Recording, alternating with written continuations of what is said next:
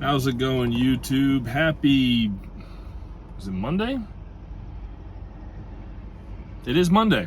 You'd think I would know this by now, considering my days are governed, my job is governed by the days of the week, but Sunday was Monday for me, and I thought today was Wednesday because they all blend together, even though I haven't been driving that long this week. Anyway, what in the world am I blathering on about right now? Well, a little bit more in the article of some shenanigans in the part of people who want to do something special and new and exciting with different systems, and of course that causes nothing but problems.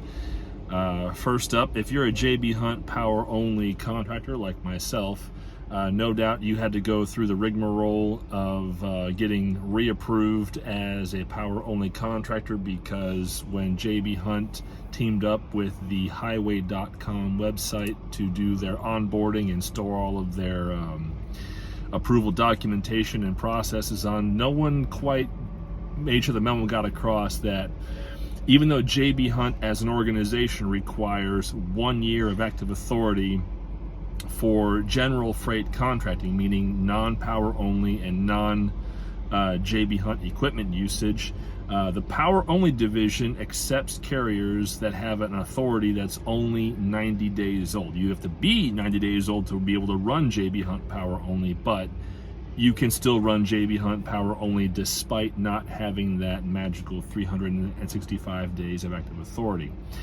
Now, some bright spark decided it was a good idea to reformat the rate confirmation documents, and my factoring company, Triumph in this case, dutifully, I'm sure, sent over all the documentation, but they got a rejection, I'm assuming from JB Hunt Accounting, because someone inside JB Hunt did not tell someone else inside JB Hunt that the rate cons now look different. So what you as a carrier will probably have to do until someone gets the memo, or until the right person tells someone else how to do their job appropriately, is you'll need to deal with a invoice rejection or invoice hold until you can, quote unquote, resubmit your rate confirmation, which in reality means telling your Triumph or other factoring company representative that, look, the rate cons look different. They've been reformatted by someone in JB Hunt. We have no control over this. This is the only document we have. Send it in, make them read it, because it goes line by line. This is what the agreement is about: contracting with this company to haul this freight, picked up here, delivered here, this is the agreed to rate, this is the trailer number, yada yada yada yada yada. All the information is in there. So the fact that someone didn't bother to read that tells me that someone else didn't tell someone how to do their job, or didn't brief them on the incoming reformat to the rate confirmation. Because when I first saw it this morning doing my document submission for this morning's delivery, it threw me for a loop as well.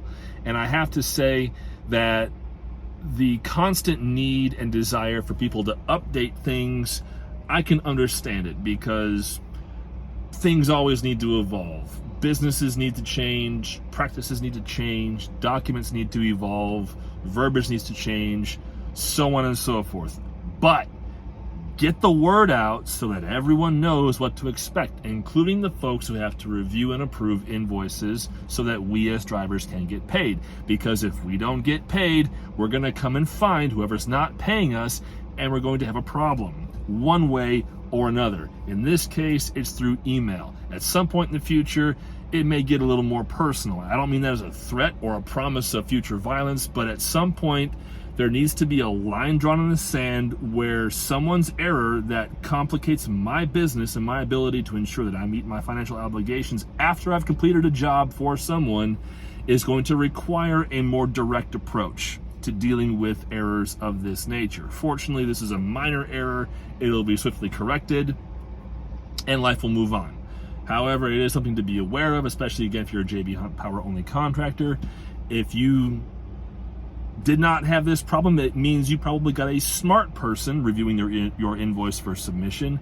But if you are dealing with what I got, which was invoice hold because of the rate confirmation being unacceptable, you got someone who didn't realize that the rate confirmations had been changed. So there's a little PSA for you guys out there. Make sure you pass on the appropriate message to your capacity coordinator at JB Hunt and tell them to make sure that accounting or whoever it is gets with the program and make sure that we get paid. Otherwise, quite frankly, we're all going to stop driving for you. And I know JB Hunt does set pretty good store by their capacity teams and keeping us owner-operators happy, because we are a vital component of JB Hunt's business. However, if JB Hunt isn't going to make sure they get their people trained on their documents and what to look for to make sure that we as contractors get paid appropriately when we factor, well then, I will take my truck elsewhere. I'll find a way to make it work without JB Hunt if I have to, because quite frankly, someone dropped the ball and someone needs to get a paddling for it, preferably on YouTube. And with that being said, thank you so much for watching. I'll see you down the road.